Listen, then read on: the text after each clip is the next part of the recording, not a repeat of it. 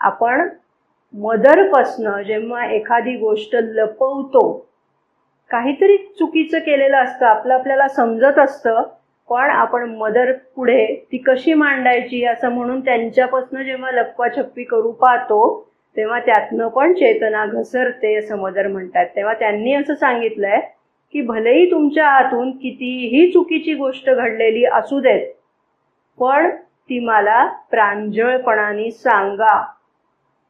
का सांगा?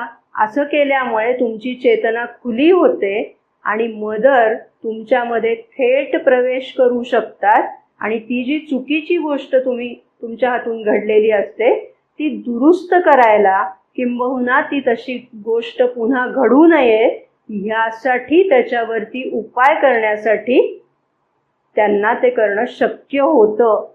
पण तुम्ही जर लपवाछप्पी केलीत तर तुम्ही एक प्रकारे ते दारच बंद करून घेतलेलं असतं आणि त्यामुळे ती चेतना खाली घसरलेली असते असं आपल्या लक्षात येतं.